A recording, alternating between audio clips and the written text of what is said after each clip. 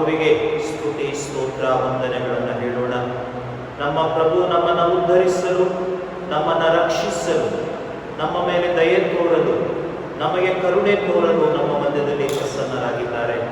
ಆ ಪ್ರಭುವಿಗೆ ಸ್ತುತಿ ಸ್ತೋತ್ರಗಳನ್ನು ಹೇಳಿ ಪ್ರಭುವನ್ನ ಸ್ತುತಿಸೋಣ. ಯೇಸುವೇ ಸ್ತೋತ್ರ, ಯೇಸುವೇ ಸ್ತೋತ್ರ, ಯೇಸುವೇ ಸ್ತೋತ್ರ, ಯೇಸುವೇ ಸ್ತೋತ್ರ, ಯೇಸುವೇ ವಂದನೆ, ಯೇಸುವೇ ವಂದನೆ, ಯೇಸುವೇ ವಂದನೆ, ಯೇಸುವೇ ವಂದನೆ, ಯೇಸುವೇ ಆರಾಧನೆ, ಯೇಸುವೇ ಆರಾಧನೆ. Hallelujah, hallelujah, hallelujah, hallelujah. ಯೇಸುವೇ ಸ್ತೋತ್ರ, ಯೇಸುವೇ ಸ್ತೋತ್ರ. ಪ್ರಭು ಯೇಸುವೇ, ಪ್ರಭು ಯೇಸುವೇ, ನೀವು ನಮಗಾಗಿ ನಮಗಾಗಿ ಈ ರೊಟ್ಟಿಯ ರೂಪದಲ್ಲಿ ನಿಮ್ಮ ದರ್ಶನವನ್ನ ನೀಡಲು, ನಿಮ್ಮ ದರ್ಶನವನ್ನು ನೀಡಲು ಈ ಪೀಠದ ಮೇಲೆ ಆಗಮಿಸಿದ್ದೀರಿ. ನಿಮಗೆ ಸ್ತುತಿ ಸ್ತೋತ್ರ ಪ್ರಭುವೇ, ನಿಮಗೆ ಸ್ತುತಿ ಸ್ತೋತ್ರ ಪ್ರಭುವೇ. ಯೇಸುವೇ ನಿಮಗೆ ವಂದನೆ, ಯೇಸುವೇ ನಿಮಗೆ ವಂದನೆ. Hallelujah, hallelujah, hallelujah, hallelujah. ಯೇಸುವೇ ಸ್ತೋತ್ರ, ಯೇಸುವೇ ಸ್ತೋತ್ರ.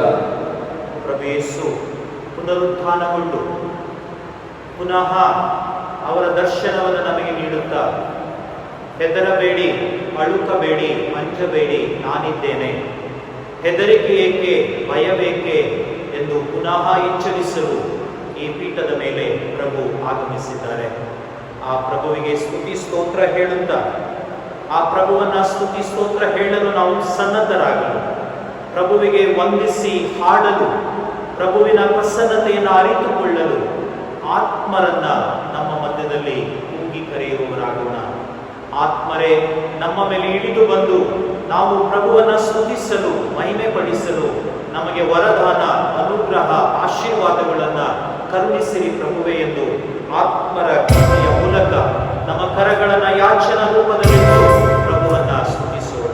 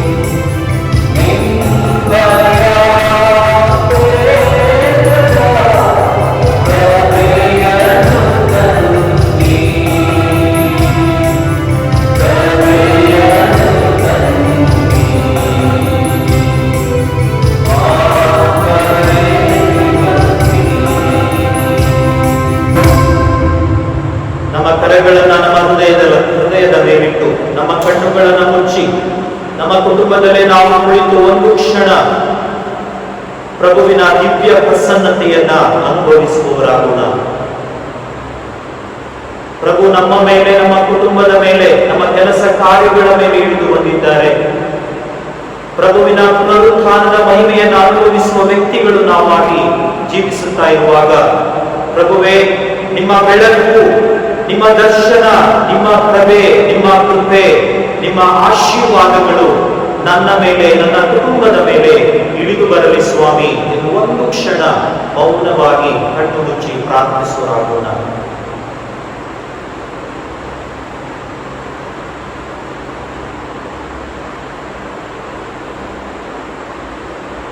ನಮ್ಮ ಪ್ರಭು ಸ್ತುತಿಗೆ ಪಾತ್ರರು, ಸ್ತುತಿಗೆ ಅರ್ಹರು.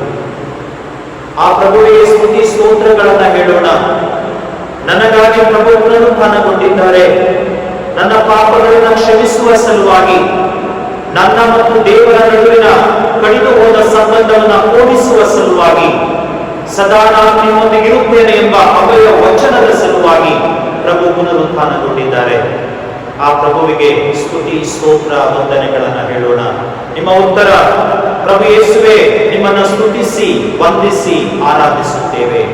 ಪ್ರಭು ಯೇಸುವೆ, ನಿಮ್ಮನ್ನು ಸ್ತುತಿಸಿ ವಂದಿಸಿ ಆರಾಧಿಸುತ್ತೇವೆ. ಪ್ರಭು ಯೇಸುವೆ, ನಿಮ್ಮನ್ನು ಆರಾಧಿಸುವ ಒಂದು ಸೌಭಾಗ್ಯವನ್ನು ನಮಗೆ ಕೊಟ್ಟಿದ್ದಕ್ಕಾಗಿ, ಪ್ರಭು ಯೇಸುವೆ, ನಿಮ್ಮನ್ನು ಸ್ತುತಿಸಿ ವಂದಿಸಿ ಆರಾಧಿಸುತ್ತೇವೆ. ನಮ್ಮ ಕುಟುಂಬದಲ್ಲೇ ಕುಳಿತು ನಿಮ್ಮನ್ನು ದರ್ಶಿಸುವ ಸೌಭಾಗ್ಯವನ್ನ ಕೊಟ್ಟಿದ್ದಕ್ಕಾಗಿ, ಪ್ರಭುವೇ, ನಿಮ್ಮನ್ನು ಸ್ತುತಿಸಿ ವಂದಿಸಿ ಆರಾಧಿಸುತ್ತೇವೆ. ನಿಮ್ಮ ಪರಿಶುದ್ಧ ಶರೀರವನ್ನು, ರಕ್ತವನ್ನು ನಮಗೆ ಭುಜಿಸಲು ನೀಡುವುದರ ಮೂಲಕ ನಾವು ಕೂಡ ನಿಮ್ಮಂತೆ ಜೀವಿಸಬೇಕು ಎಂಬ ಕರೆಯನ್ನ ಕೊಟ್ಟಿದ್ದಕ್ಕಾಗಿ, ಪ್ರಭು ಯೇಸುವೆ, ನಿಮ್ಮನ್ನು ಸ್ತುತಿಸಿ ವಂದಿಸಿ ಆರಾಧಿಸುತ್ತೇವೆ. ಪ್ರಭು ಯೇಸುವೆ, ಪ್ರತಿದಿನ ಪ್ರತಿ ಕ್ಷಣ ನೀವು ನಮ್ಮನ್ನ ಕಾದು ಸಂರಕ್ಷಿಸಿ ಕಾಪಾಡಿದ್ದಕ್ಕಾಗಿ, ಪ್ರಭು ಯೇಸುವೆ, ನಿಮ್ಮನ್ನು ಸ್ತುತಿಸಿ ವಂದಿಸಿ ಆರಾಧಿಸುತ್ತೇವೆ. ಪ್ರಭು ಯೇಸುವೆ, ಈ ದಿನದುದ್ದಕ್ಕೂ, ಈ ಕೆಲವು ದಿನಗಳುದ್ದಕ್ಕೂ ನೀವು ನಮ್ಮ ಜೊತೆಯಲ್ಲಿದ್ದೀರಿ, ನಮ್ಮನ್ನು ರಕ್ಷಿಸುತ್ತಾ ಇದ್ದೀರಿ. ನಮ್ಮನ್ನೆಲ್ಲ ಅಪಾಯಗಳಿಂದಲೂ ಕೇಡುಗಳಿಂದಲೂ ಕಾಪಾಡಿ ಕಾದು ಸಂರಕ್ಷಿಸುತ್ತಾ ಇದ್ದೀರಿ. ಇದಕ್ಕಾಗಿ ನಿಮಗೆ ಸ್ತುತಿ ಸ್ತೋತ್ರ ಪ್ರಭುವೇ. ಪ್ರಭು ಯೇಸುವೆ, ನಿಮ್ಮನ್ನು ಸ್ತುತಿಸಿ ವಂದಿಸಿ ಆರಾಧಿಸುತ್ತೇವೆ. ಪ್ರಭು ಯೇಸುವೆ, ದೇವಾಲಯಕ್ಕೆ ಬರಲು ನಮಗೆ ಆಸ್ಪದ ಇಲ್ಲದಿದ್ದರೂ ಕೂಡ ನಿಮ್ಮ ದರ್ಶನವನ್ನು ನಮಗೆ ನೀಡುತ್ತಾ ಇದ್ದೀರಿ. ನಿಮ್ಮ ವಾಕ್ಯದ ಮೂಲಕ, ನಿಮ್ಮ ಭರವಸೆಯ ಮೂಲಕ, ನಿಮ್ಮ ದಯೆಯ ಮೂಲಕ, ನಿಮ್ಮ ಕರುಣೆಯ ಮೂಲಕ ನೀವು ನಮಗೆ ಆಶೀರ್ವದಿಸುತ್ತಿರುವುದಕ್ಕಾಗಿ, ಪ್ರಭು ಯೇಸುವೆ, ನಿಮ್ಮನ್ನು ಸ್ತುತಿಸಿ ವಂದಿಸಿ ಆರಾಧಿಸುತ್ತೇವೆ. ಪ್ರಭು ಯೇಸುವೆ, ಪ್ರತಿದಿನ ಪ್ರತಿ ಕ್ಷಣ ನನ್ನ ಕುಟುಂಬದಲ್ಲಿ ನಾನು ಒಟ್ಟಾಗಿ ಜೀವಿಸುವಾಗ, ನನ್ನ ಕುಟುಂಬದಲ್ಲಿ ಎಲ್ಲರಿಗೂ ಒಳ್ಳೆಯ ಆರೋಗ್ಯ, ಮಾನಸಿಕ ನೆಮ್ಮದಿ, ಶಾಂತಿ, ಸಮಾಧಾನವನ್ನು ಕಲ್ಪಿಸುತ್ತಿರುವುದಕ್ಕಾಗಿ, ಪ್ರಭು ಯೇಸುವೆ, ನಿಮ್ಮನ್ನು ಸ್ತುತಿಸಿ ವಂದಿಸಿ ಆರಾಧಿಸುತ್ತೇವೆ. ನಮ್ಮದೇ ಆದಂತಹ ಮಾತುಗಳಲ್ಲಿ ಪ್ರಭುವಿಗೆ ಮೌನವಾಗಿ ಕೃತಜ್ಞತೆಗಳನ್ನ ಹೇಳೋಣ. ನಮ್ಮ ಕುಟುಂಬದಲ್ಲೇ ಕುಳಿತು ಕಣ್ಣುಗಳನ್ನು ಮುಚ್ಚಿ ನಮ್ಮ ಹೃದಯದ ಮೇಲೆ ನಮ್ಮ ಕರವನ್ನಿಟ್ಟು ಪ್ರಭುವನ್ನ ನಮ್ಮ ಆತ್ಮಿಕ ಕಣ್ಣುಗಳಿಂದ ನೋಡುತ್ತಾ ಪ್ರಭುವಿಗೆ ಸ್ತುತಿ ಸ್ತೋತ್ರಗಳನ್ನ ಹೇಳುವವರಾಗೋಣ. ಪ್ರಭು ಸ್ತುತಿಗೆ ಪಾತ್ರರು. ಪ್ರಭು ಮಾಡಿದ ಉಪಕಾರಗಳು ಅನೇಕ, ವರ್ಣಿಸಲು ಅಸಾಧ್ಯ. ಪ್ರಭುವಿನ ದಯೆ, ಪ್ರಭುವಿನ ಕರುಣೆ ಎಷ್ಟೋ ಅಗಮ್ಯ, ಅಪಾರ, ಅನನ್ಯ.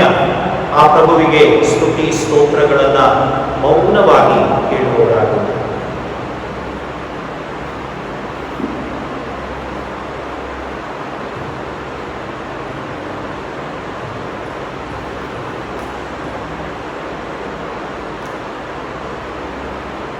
ಪ್ರಭು ಸ್ತುತಿಗೆ ಪಾತ್ರರು, ಸ್ತುತಿಗೆ ಅರ್ಹರು.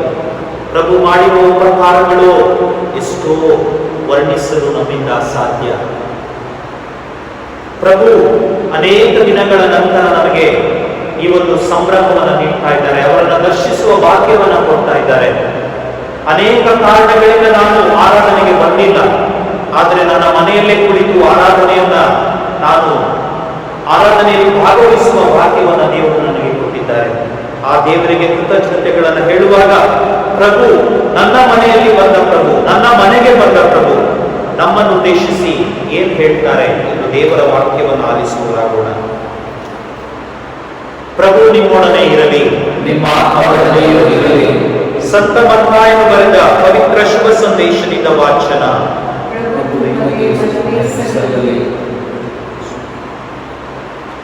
ಯೇಸು ಸ್ವಾಮಿ ಅಲ್ಲಿಂದ ಹೊರಟು ಟೈರ್ ಹಾಗೂ ಸಿದೋನ್ ಪ್ರಾಂತ್ಯಕ್ಕೆ ಹೋದರು.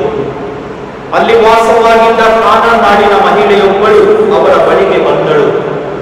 ಸ್ವಾಮಿ, ದಾವಿದ ಕುಲಪುತ್ರರೇ, ನನಗೆ ದಯೆ ತೋರಿ, ನನ್ನ ಮಗಳಿಗೆ ದೆವ್ವ ಹಿಡಿದು ಬಹಳ ಸಂಕಟ ಪಡುತ್ತಿದ್ದಾಳೆ ಎಂದು ಕೂಗಿಕೊಂಡಳು.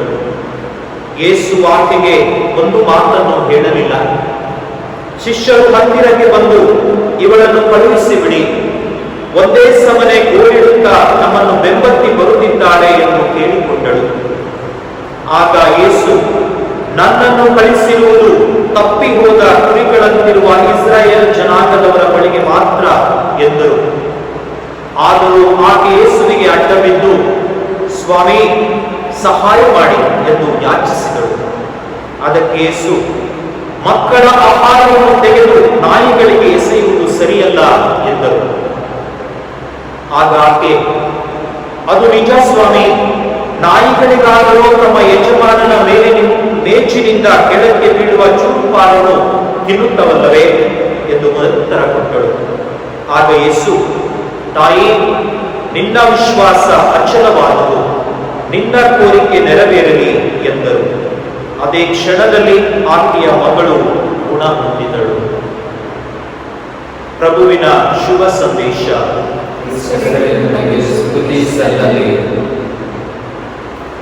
ಆತ್ಮೀಯ ಸಹೋದರ ಸಹೋದರಿಯರೇ, ಅನೇಕ ದಿನ ನಾವು ಚರ್ಚಿಗೆ ಬಂದಿಲ್ಲ, ಪ್ರಭುವನ್ನ ನೋಡಲಿಲ್ಲ, ಆರಾಧನೆಯಲ್ಲಿ ಭಾಗವಹಿಸಲಿಲ್ಲ. ಆದರೆ ಪ್ರಭು ನಮ್ಮನ್ನ ಉದ್ದೇಶಿಸಿ ಮತ್ತು ಏನ್ ಹೇಳಿದ್ರು ಎಂಬುದಾಗಿ ಕೂಡ ನಾವು ಕೇಳಿದ್ದೀವಿ. ನಿನ್ನಲ್ಲಿ ವಿಶ್ವಾಸ ಇದೆಯಾ? ದೇವರ ವಾಕ್ಯದಲ್ಲಿ ನೀನು ನಂಬಿಕೆ ಇಟ್ಟಿದೀಯಾ? ಹಾಗಾದ್ರೆ ಹೆದರಬೇಡ, ಅಂಜಬೇಡ, ಅಳುಬೇಡ, ನಿನ್ಗೇನೂ ಆಗಲ್ಲ, ನಾನಿದ್ದೀನಿ.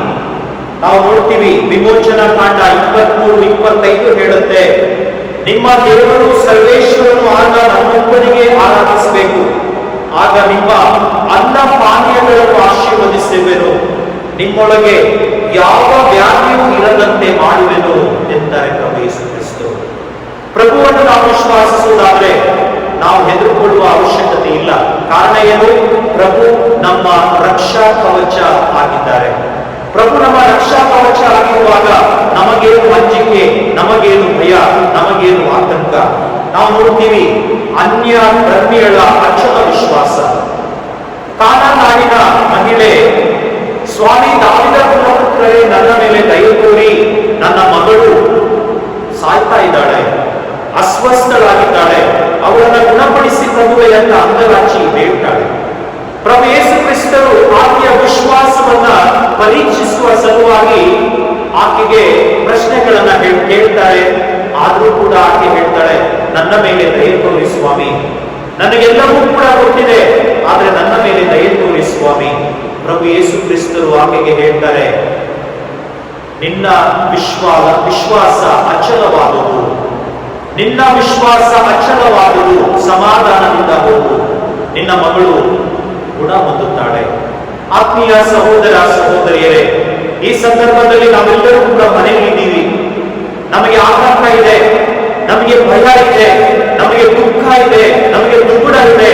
ಯಾವ ಸಂದರ್ಭದಲ್ಲಿ ನಾನು ಕಾಯಿಲೆಗೆ ಒಳಪಡ್ತೇನೋ, ಯಾವ ಸಂದರ್ಭದಲ್ಲಿ ಸೋಂಕು ನನಗೆ ತಗುಲುತ್ತೋ, ಯಾವ ಸಂದರ್ಭದಲ್ಲಿ ನನ್ನ ಕುಟುಂಬದವರೆಲ್ಲರೂ ಕೂಡ ಸೋಂಕಿನಿಂದ ನರಳುತ್ತಾರೋ, ಅಥವಾ ಯಾವ ಸಂದರ್ಭದಲ್ಲಿ ಇನ್ಯಾವುದೋ ಕಾಯಿಲೆಯಿಂದ ನಾನು ಬಳಲುತ್ತೇನೋ, ಯಾವ ಸಂದರ್ಭದಲ್ಲಿ ನನಗೆ ಏನಾಗುತ್ತೋ ಎಂಬ ಆತಂಕ, ಭಯ, ದುಗುಡ, ದುಮ್ಮಾನ. ನಾನು ಏನು ಮುಟ್ಟಿದ್ರು ಕೂಡ ತೆಗೆದುಕೊಳ್ಳಬೇಕು. ಯಾರ ಹತ್ರ ಹೋಗ್ಬೇಕಾದ್ರೂ ಕೂಡ ನಾನು ಮುಖಕವಸವನ್ನ ಹಾಕೋಬೇಕು. ನಾನು ಏನನ್ನು ಮುಟ್ಟಬಾರದು, ಯಾರ ಹತ್ರ ಹೋಗಬಾರದು. ಎಲ್ಲ ಯೋಚನೆಗಳು, ಎಲ್ಲ ಪರಿಪಾಠಗಳು ನನಗೆ ತಿಳಿದೇ ಇದೆ. ಆದ್ರೆ ಪ್ರಭು ಯೇಸು ಕ್ರಿಸ್ತರು ಹೇಳ್ತಾರೆ, ನೀನು ನನ್ನಲ್ಲಿ ವಿಶ್ವಾಸಿಸು, ನೀನು ನನ್ನಲ್ಲಿ ವಿಶ್ವಾಸ ಇಡುವುದಾದಲ್ಲಿ ನಿನಗೆ ಭಯ, ಅಂಜಿಕೆ ಏನೂ ಇಲ್ಲ. ಕಾರಣ ಸದಾ ನಾನು ನಿನ್ನೊಂದಿಗೆ ಇದ್ದೇನೆ. ನೀನು ನನ್ನ ವಾಕ್ಯವನ್ನು ಆಲಿಸಿದ್ದೀಯಾ? ನೀನು ನನ್ನ ವಾಕ್ಯವನ್ನು ಆಲಿಸು. ನೀನು ನನ್ನ ವಾಕ್ಯವನ್ನು ಆಲಿಸುವ ಮೊದಲು ನಿನ್ನ ಹೃದಯವನ್ನ ಶುದ್ಧಗೊಳಿಸಿಕೋ. ಯೆರೆಮೀಯ ಪ್ರವಾದಿ 12:9 ಹೇಳುತ್ತೆ, ಮಾನವನ ಹೃದಯ ಎಲ್ಲಕ್ಕಿಂತ ವಂಚಕ, ಅದಕ್ಕೆ ಅಂಟಿಕೊಂಡಿದೆ ಗುಣವಾಗದ ರೋಗ. ಹೌದು ಸ್ವಾಮಿ, ನನ್ನ ಹೃದಯ ವಂಚಕ ಆಗಿದೆ, ನನ್ನ ಹೃದಯದಲ್ಲಿ ನಾನು ನಿಮ್ಮನ್ನ ಸ್ವೀಕರಿಸಲಿಲ್ಲ. ಪ್ರಭುವೇ, ನಿಮ್ಮ ವಾಕ್ಯ ನನ್ನ ಹೃದಯದಲ್ಲಿ ಮೊಳಕೆ ಹೊಡೆದು ಬೆಳೆ ತಂದು ನಾನು ನಿಮ್ಮನ್ನ ಅನುಭವಿಸಲು, ನಿಮ್ಮನ್ನ ಪ್ರೀತಿಸಲು, ನಿಮ್ಮನ್ನು ಆರಾಧಿಸಲು, ನಿಮ್ಮ ಸಂಪೂರ್ಣ ರಕ್ಷಣೆಯನ್ನ ಪಡೆಯಲು ನನಗೆ ಅನುಗ್ರಹಿಸಿ ಪ್ರಭುವೇ ಎಂದು ನಾವಿದು ಪ್ರಾರ್ಥಿಸಬೇಕಾಗಿದೆ. ಕೀರ್ತನೆ 107 ವಚನ 19 ಹೇಳ್ತಾರೆ, ಸಂಕಟದಲ್ಲಿ ಮೊರೆಯಿಟ್ಟರು ಪ್ರಭುವಿಗೆ, ಬಿಕ್ಕಟ್ಟಿನಿಂದ ಬಿಡುಗಡೆ ಇಟ್ಟರು ದೇವರು ಅವರಿಗೆ. ಗುಣಪಡಿಸಿದವರು ತನ್ನ ವಾಕ್ಯದಿಂದ, ತಪ್ಪಿಸಿದರು ಅವರನ್ನು ವಿನಾಶ ಕೂಪದಿಂದ. ಹೌದು ಪ್ರಭುವೇ, ನಾನು ತಪ್ಪು ಮಾಡಿದ್ದೀನಿ, ನಾನು ಮೋಸ ಮಾಡಿದ್ದೀನಿ, ನನ್ನ ಹೃದಯವನ್ನು ಶುದ್ಧವಾಗಿಸಿಕೊಳ್ಳದೆ ನಾನು ಇಂದು ಹೆದರಿಕೊಳ್ತಾ ಇದ್ದೀನಿ. ಈ ಲೋಕ ನೀಡುವ ಈ ಒಂದು ಆಜ್ಞೆಗಳು ಅಥವಾ ನಾನು ಕೇಳಿ ತಿಳಿದುಕೊಳ್ಳುವಂತಹ ಈ ಕಾಯಿಲೆಗಳು, ಈ ಸೋಂಕು ನನ್ನನ್ನು ಹೆದರಿಸ್ತಾ ಇದೆ, ನನಗೆ ಭಯಪಡಿಸ್ತಾ ಇದೆ. ಪ್ರಭುವೇ, ನನ್ನ ಮೇಲೆ ನಿಮ್ಮ ದಯೆ ತೋರಿ ಎಂದು ನಾವಿಂದು ಪ್ರಾರ್ಥಿಸಬೇಕು. ದಯೆ ಭಾನುವಾರವನ್ನು ನಾವು ಆಲಿಸಿದ್ದೀವಿ. ಆ ಭಾನುವಾರದಲ್ಲಿ ನಾವು ಹೇಳಿದ್ವಿ, ದೇವರ ದಯೆ ನಮ್ಮ ಮೇಲೆ ತೋರಿಸಿ. ದೇವರ ದಯೆ ನಮ್ಮ ಮೇಲೆ ಇರೋದಾದ್ರೆ ನಮ್ಗೆ ಯಾವ ಅಂಜಿಕೆ, ಭಯ, ದುಃಖ, ದುಃಖ, ತುಮಾನ ಏನೂ ಇಲ್ಲ. ನಾವೆಲ್ಲರೂ ಕೂಡ ನಮ್ಮನ್ನೇ ನಾವು ಪ್ರಭುವಿಗೆ ಸಮರ್ಪಣೆ ಮಾಡೋಣ. ನಮ್ಮ ಕುಟುಂಬದಲ್ಲಿ ಕುರಿತು ನಾವು ಆ ಪ್ರಭುವಿನ ಪ್ರಭಾವನೆಯಲ್ಲಿರುವಂತಹ ಪ್ರಭುವನ್ನ ಈಕ್ಷಿಸ್ತಾ ಇದ್ದೀವಿ. ಆ ಪ್ರಭುವನ್ನ ನೋಡಿ ನಮ್ಮನ್ನೇ ಪ್ರಭುವಿಗೆ ಸಮರ್ಪಣೆ ಮಾಡಿಕೊಳ್ಳೋಣ. ಪ್ರಭುವೇ, ನಿಮ್ಮ ಪರಿಶುದ್ಧ ಹಸ್ತ ನಮ್ಮ ಕುಟುಂಬದ ಮೇಲೆ ಚಾಚಿರಲಿ, ನನ್ನ ಮೇಲೆ ಚಾಚಿರಲಿ. ನಿಮ್ಮ ಪರಿಶುದ್ಧ ರಕ್ತ ನನ್ನ ನರನಾಡಿಗಳಲ್ಲಿ, ಕೀಲು ಮಜ್ಜೆಗಳಲ್ಲಿ ಹರಿಯುತ್ತಿರಲಿ. ನಾನು ಶುದ್ಧನಾಗಿ, ನಾನು ಸ್ವಸ್ಥನಾಗಿ, ನಾನು ನಿಮ್ಮ ಸಾಮ್ರಾಜ್ಯದ ಸತ್ಪ್ರಜೆಯಾಗಿ ಬಾಳುವ ಸೌಭಾಗ್ಯ ದೇವರ ನನಗೆ ನೀಡಿರಿ ಎಂದು ನಾವಿಂದು ಪ್ರಾರ್ಥಿಸುವರಾಗೋಣ. ನಾವು ಏನು ಮೆಡಿಸಿನ್ ತಗೊಂಡ್ರೂ ಕೂಡ ದೇವರ ವಾಕ್ಯ ಆ ವಿಶೇಷ ಆಶೀರ್ವಾದ ನಮ್ಮ ಮೇಲೆ ಇಲ್ಲದೆ ಇದ್ರೆ ನಮ್ಗೇನೂ ಗುಣ ಆಗಲ್ಲ. ಅದನ್ನೇ ನಾವು ಸುಜ್ಞಾನ 16:12 ಹೇಳುತ್ತೆ, ಅವರು ಗುಣ ಹೊಂದಿದ್ದು ಗಿಡಮೂಲಿಕೆಯಿಂದಲ್ಲ, ಮೆತ್ತಗೆ ಮಾಡುವ ಮುಲಾಮಿನಿಂದಲ್ಲ. ಅದಾಯಿತು ಸರ್ವೇಶ್ವರ, ಸಕಲವನ್ನು ಸ್ವಸ್ಥಪಡಿಸುವ ನಿಮ್ಮ ಪರಿಶುದ್ಧ ವಾಕ್ಯದಿಂದ. ನಾವಿವತ್ತು ಬೇರೆ ಬೇರೆ ಕಾಯಿಲೆಗಳಿಗೆ ಮೆಡಿಸಿನ್ ತಗೊಳ್ತಾ ಇದ್ದೀವಿ, ಇಂಜೆಕ್ಷನ್ಸ್ ಗಳನ್ನ ತಗೊಳ್ತಾ ಇದ್ದೀವಿ, ನಾವು ಆಸ್ಪತ್ರೆಗಳಿಗೆ ಅಡ್ಮಿಟ್ ಆಗ್ತೀವಿ. ಆದ್ರೆ ನಮಗೆ ಗುಣಪಡಿಸುವವರು ಪ್ರಭು ಯೇಸು ಕ್ರಿಸ್ತರೇ. ಆ ಗುಣಪಡಿಸುವ ಶಕ್ತಿ ಪ್ರಭುವಿನಿಂದ ಹೊರ ಹೋಗ್ತಾ ಇದೆ. ನಾನು ನನ್ನ ಹೃದಯವನ್ನ ತೆರೆದು ಆ ಪ್ರಭುವಿನ ಆ ಶಕ್ತಿಯನ್ನ ನಾನು ಸ್ವೀಕರಿಸಬೇಕು. ನನ್ನ ಕರೆಗಳನ್ನ ಚಾಚಿ ಆ ಪ್ರಭುವಿನ ಬರುವ, ಪ್ರಭುವಿನಿಂದ ಹೊರಡುವ ಆ ವಿಶೇಷ ಶಕ್ತಿಯನ್ನ ನಾನು ನನ್ನದಾಗಿಸಿಕೊಳ್ಬೇಕು. ಆಗ ನಾನು ಶುದ್ಧನಾಗ್ತೀನಿ. ಪ್ರಭುವೇ, ನನ್ನ ಹೃದಯ ನಿಮ್ಮ ಹೃದಯದಂತೆ ಮಾಡಿ ಸ್ವಾಮಿ. ನನ್ನ ಹೃದಯ ನಿಮ್ಮ ಹೃದಯದಂತೆ ಆದಾಗ ನಾನು ನಿಮ್ಮನ್ನು ಸ್ತುತಿಸಲು, ಮಹಿಮೆ ಪಡಿಸಲು ಯಾವುದೇ ಭಯ, ಅಂಜಿಕೆ, ಆತಂಕ, ದುಃಖ, ಅಪಮಾನ ನನ್ನ ಜೀವನದಲ್ಲಿ ಇರದೆ ನಾನು ನಿಮ್ಮನ್ನ ಸ್ವೀಕರಿಸಲು, ನಿಮ್ಮನ್ನ ಹರಸಲು, ನಿಮಗೆ ಸ್ತುತಿ ಸ್ತೋತ್ರ ಸಲ್ಲಿಸಲು ನನಗೆ ಅನುಗ್ರಹಿಸಿ ಪ್ರಭುವೇ ಎಂದು ಈ ಸಂದರ್ಭದಲ್ಲಿ ನಾವು ಪ್ರಾರ್ಥಿಸುವರಾಗೋಣ. ಪ್ರಭು ಯೇಸು ಕ್ರಿಸ್ತರು ನಮ್ಮ ಜೊತೆಯಲ್ಲಿರುವಾಗ ನಮಗೆ ಯಾರು ಅನ್ಯರು? ರೋಮನರಿಗೆ ಬರೆದ ಪತ್ರಿಕೆ 8ನೇ ಅಧ್ಯಾಯ 31 ವಚನ ಹೇಳುತ್ತೆ, ದೇವರು ನಮ್ಮೊಂದಿಗೆ ಇರುವಾಗ ನಮಗಾರು ಅನ್ಯರು. ಪ್ರಭು ಯೇಸು ಕ್ರಿಸ್ತರೇ ನಮ್ಮ ಜೊತೆಯಲ್ಲಿದ್ದಾರೆ, ನಮ್ಮ ಮನೆಯಲ್ಲಿದ್ದಾರೆ. ನಮ್ಗೆ ಯಾಕೆ ಅಂಜಿಕೆ, ನಮಗೆ ಯಾಕೆ ಭಯ, ನಮಗೆ ಯಾಕೆ ಆತಂಕ? ಖಂಡಿತವಾಗಿ ಆ ಪ್ರಭು ನಮ್ಮ ಜೊತೆಯಲ್ಲಿ ಇದ್ದಾರೆ ಎಂದು ಹೇಳುತ್ತಾ ಪ್ರಭುವೇ ಹೇಳುವಂತೆ, ನೀನು ಹೆದರಬೇಡ, ಅಂಚಬೇಡ, ಅಳಬೇಡ, ಸದಾ ನಾನು ನಿಮ್ಮೊಂದಿಗಿರುತ್ತೇನೆ. ಆ ಗೀತೆಯನ್ನು ಹಾಡುವುದರ ಮೂಲಕ ಪ್ರಭುವಿನ ವಿಶೇಷ ಆಶ್ರಯವನ್ನು ನಾವು ಪ್ರಾರ್ಥಿಸೋಣ. ವಿಶೇಷ ಆಶ್ರಯಕ್ಕಾಗಿ ನಾವು ಬೇಡ ಸ್ವಾಮಿ, ನನ್ನನ್ನು, ನನ್ನ ಕುಟುಂಬವನ್ನು, ನನ್ನ ಸಮಸ್ತವನ್ನು, ನನ್ನ ಸಮಾಜವನ್ನು, ನನ್ನ ದೇಶವನ್ನು, ನನ್ನ ಇಡೀ ವಿಶ್ವವನ್ನ ರಕ್ಷಿಸಿ ನಿಮ್ಮ ಅಭಯ ಹಸ್ತ ನಮ್ಮ ಮೇಲೆ ಚಾಚಿ ಪ್ರಭುವೆ ಎಂದು ನಾವೆಲ್ಲರೂ ಕೂಡ ಮನದಲ್ಲಿ ಭಯವೇದಕ್ಕೆ ಎಂಬ ಗೀತೆಯನ್ನು ಹಾಡಿ ಪ್ರಭುವನ್ನು ಸ್ತುತಿಸುವರಾಗೋಣ.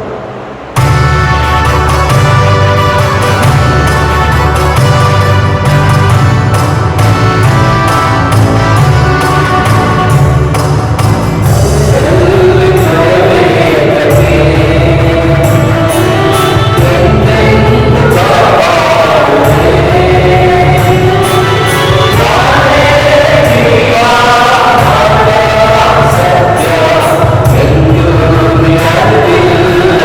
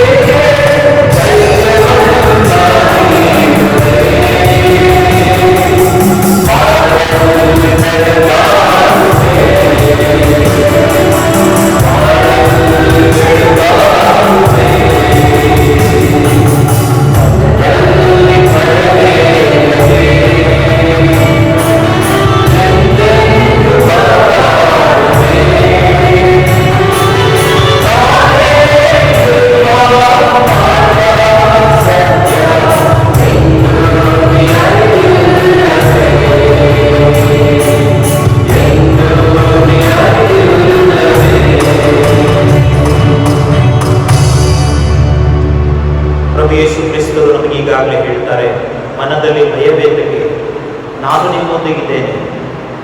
ಈ ಕೊರೋನಾ ವೈರಸ್ ಇರ್ಬೋದು, ನಮ್ಮ ಸಕ್ಕರೆ ಕಾಯಿಲೆ ಇರ್ಬೋದು, ನಮ್ಮ BP, ಶುಗರ್, ನಮ್ಮ ಹೃದಯ ಸಂಬಂಧಿ ಕಾಯಿಲೆಗಳು, ಕಿಡ್ನಿ ಸಮಸ್ಯೆಗಳು, ಯಾವುದೇ ಸಮಸ್ಯೆ ಇದ್ರೂ ಕೂಡ ಭಯಬೇಡ, ನಾನಿದ್ದೇನೆ, ಹೆದರಬೇಡ, ಅಂಜಬೇಡ, ಅಳುಬೇಡ ಅಂತ ಪ್ರಭು ಹೇಳಿದ್ದಾರೆ. ಆ ಪ್ರಭುವಿಗೆ ನಾವು ಸ್ತುತಿ ಸ್ತೋತ್ರಗಳನ್ನು ಹೇಳಿದ್ದೇವೆ. ಪ್ರಭು ಯೇಸು ಕ್ರಿಸ್ತರೇ ಹೇಳ್ತಾರೆ ಮತ್ತಾಯ 7:7 ಕೇಳಿರಿ ನಿಮಗೆ ಕೊಡಲಾಗುವುದು, ಹುಡುಕಿರಿ ನಿಮಗೆ ಸಿಗುವುದು, ತಟ್ಟಿರಿ ನಿಮಗೆ ತೆರೆಯಲಾಗುವುದು. ಆ ಪ್ರಭುವಿಗೆ ನಮ್ಮ ಕೋರಿಕೆಗಳನ್ನು ನಾವು ಅರಿಕೆ ಮಾಡಿಕೊಳ್ಳೋಣ. ನಮ್ಮ ಉತ್ತರ, ಪ್ರಭು ಯೇಸುವೇ, ನಾವು ನಿಮ್ಮನ್ನು ಪ್ರಾರ್ಥಿಸುತ್ತೇವೆ. ಪ್ರಭು ಯೇಸುವೇ, ವಿಶ್ವವ್ಯಾಪಿಯಾಗಿರುವಂತಹ ಕೌಲಿಕ ಧರ್ಮಸಭೆಗಾಗಿ, ನಮ್ಮ ಜಗದ್ಗುರುಗಳು, ಧರ್ಮಾಧ್ಯಕ್ಷರುಗಳು, ಗುರುಗಳು, ಧರ್ಮ ಭಗಿನಿಯರು, ಶ್ರೀಸಾಮಾನ್ಯರಿಗಾಗಿ ಪ್ರಾರ್ಥಿಸುತ್ತೇವೆ. ಪ್ರಭುವೇ, ನಿಮ್ಮ ವಿಶೇಷ ದಯೆ, ಕರುಣೆ, ಆಶೀರ್ವಾದ ಸದಾ ನಮ್ಮ ಮೇಲೆ ನೆಲೆಸಿ ನಾವೆಲ್ಲರೂ ಕೂಡ ಕ್ರಿಸ್ತಂಬರರಾಗಿ ಜೀವಿಸಲು ನಮಗೆ ನಿಮ್ಮ ನೆರವು ನೀರೆಂದು ಪ್ರಭು ಯೇಸುವೇ, ನಮ್ಮ ಧರ್ಮಕ್ಷೇತ್ರಕ್ಕಾಗಿ, ನಮ್ಮ ಧರ್ಮಕ್ಷೇತ್ರದ ಎಲ್ಲ ಗುರುಗಳು, ಧರ್ಮ ಭಗಿನಿಯರು, ಶ್ರೀಸಾಮಾನ್ಯರಿಗಾಗಿ ಪ್ರಾರ್ಥಿಸುತ್ತೇವೆ. ನಮ್ಮ ಧರ್ಮ ಕೇಂದ್ರಕ್ಕಾಗಿ, ಧರ್ಮ ಕೇಂದ್ರದ ಎಲ್ಲ ಜನರಿಗಾಗಿ, ಎಲ್ಲ ಕುಟುಂಬಗಳಿಗಾಗಿ ಪ್ರಾರ್ಥಿಸುತ್ತೇವೆ. ಪ್ರಭುವೇ, ನಿಮ್ಮ ದಯೆ, ನಿಮ್ಮ ಕರುಣೆ, ನಿಮ್ಮ ಸಂರಕ್ಷಣೆ ಸದಾ ನಮ್ಮ ಕುಟುಂಬದ ಮೇಲಿದ್ದು ನಾವೆಲ್ಲರೂ ಕೂಡ ಸಂರಕ್ಷಣೆಯನ್ನ ಪಡೆದು ಜೀವಿಸುವ ಸೌಭಾಗ್ಯವನ್ನ ನೀವು ನಮಗೆ ನೀಡಿರೆಂದು ಪ್ರಭು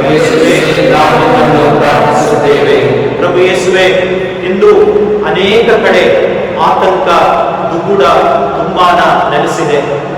ಕಾಯಿಲೆಯ ಕರಿಮೋಡ ಛಾಯೆ ಎಲ್ಲಾ ಕಡೆ ಕವಿದಿದೆ.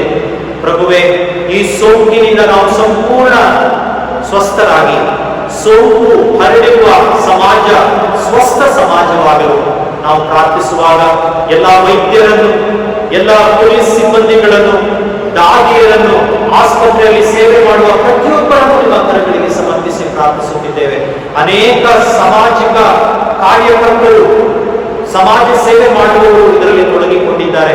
ಒಳ್ಳೆ ಮನಸ್ಸುಳ್ಳವರು ದೇಣಿಗೆಯನ್ನ ಕೊಡ್ತಾ ಇದ್ದಾರೆ, ಸಹಾಯವನ್ನ ಮಾಡ್ತಿದ್ದಾರೆ. ಪ್ರಭುವೇ, ಅವರೆಲ್ಲರನ್ನ ನಿಮ್ಮ ವಿಶೇಷ ದಯೆ, ಅನುಗ್ರಹ, ಆಶೀರ್ವಾದಗಳಿಂದ ತುಂಬಿ ಅವರನ್ನ ಸಂಪೂರ್ಣಗೊಂಡು ಅವರನ್ನು ಸಂಪೂರ್ಣಗೊಳಿಸಿ ದೇವರ ಅನುಗ್ರಹಕ್ಕೆ ಪಾತ್ರರಾಗುವ ಸೌಭಾಗ್ಯವನ್ನ ನೀವು ನೀಡಿರೆಂದು ಪ್ರಭು ಯೇಸುವೇ ನಾವು ನಿಮ್ಮನ್ನು ಪ್ರಾರ್ಥಿಸುತ್ತೇವೆ.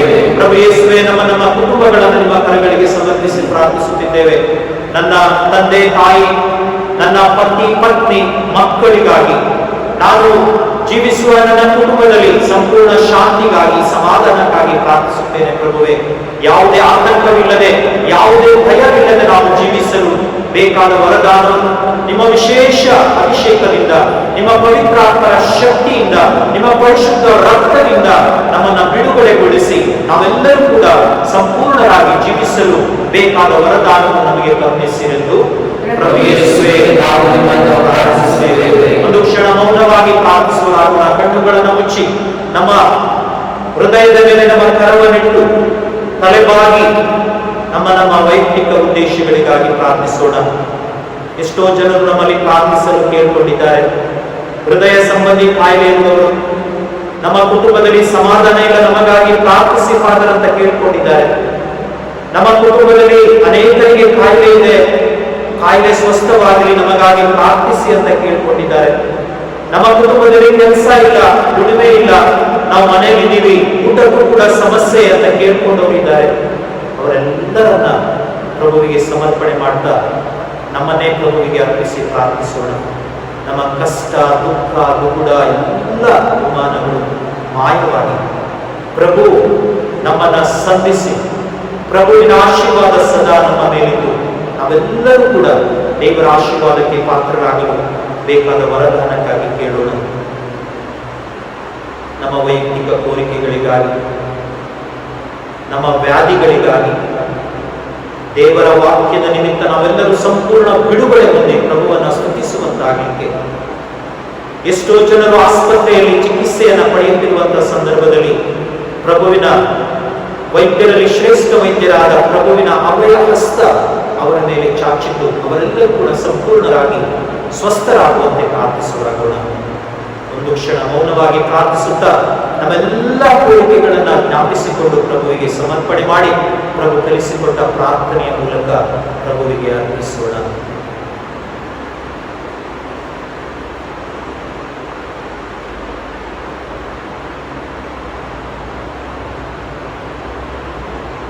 ನಿಮಗೆ ಏನ್ ಬೇಕು ನೀವು ಈ ಪ್ರಾರ್ಥನೆಯನ್ನು ಮಾಡುವುದರ ಮೂಲಕ ನೀವು ಪಡೆದುಕೊಳ್ಳುವಿರಿ ಎಂದು ಪ್ರಭುವೇ ನಮಗೆ ಹೇಳುವಾಗ ಪ್ರಭು ಕಲಿಸಿಕೊಟ್ಟ ಪ್ರಾರ್ಥನೆಯನ್ನು ಭಕ್ತಿಯಿಂದ ಪ್ರಾರ್ಥಿಸೋಣ. ಸ್ವರ್ಗದಲ್ಲಿರುವ ನಮ್ಮ ತಂದೆಯೇ, ನಿಮ್ಮ ನಾಮ ಪೂಜಿತವಾಗಲಿ, ನಿಮ್ಮ ರಾಜ್ಯ ಬರಲಿ, ನಿಮ್ಮ ಚಿತ್ತ ಸ್ವರ್ಗದಲ್ಲಿ ನೆರವೇರುವಾಗ ಭೂಮಿಯಲ್ಲಿಯೂ ನೆರವೇರಲಿ. ನಮ್ಮ ಅನುದಿನದ ಆಹಾರವನ್ನು ನಮಗೆ ನೀಡಿರಿ. ನಮಗೆ ತಪ್ಪು ಮಾಡಿದವರನ್ನು ನಾವು ಕ್ಷಮಿಸುವ ಪ್ರಕಾರ ನಮ್ಮ ಪಾಪಗಳನ್ನು ಕ್ಷಮಿಸಿರಿ. ನಮ್ಮನ್ನು ಶೋಧನೆಗೆ ಒಳಪಡಿಸದೆ ಕೇಳಿನಿಂದ ನಮ್ಮನ್ನು ರಕ್ಷಿಸಿರಿ. ಆಮೆನ್. ಪ್ರಭು ಯೇಸು ನಮ್ಮೆಲ್ಲರನ್ನ ಈಗ ಆಶೀರ್ವದಿಸಲಿದ್ದಾರೆ. ಎಂಥ ದಿವ್ಯ ಸಂಸ್ಕಾರ ಗೀತೆಯನ್ನು ಹಾಡುವುದರ ಮೂಲಕ ನಮ್ಮ ಕುಟುಂಬದಲ್ಲಿ ನಾವು ಕುಳಿತು ಮೊಣಕಾಲೂರಿ ಪ್ರಭುವಿನ ಆಶೀರ್ವಾದಕ್ಕಾಗಿ ನಾವು ಪ್ರಾರ್ಥಿಸುವರಾಗೋಣ.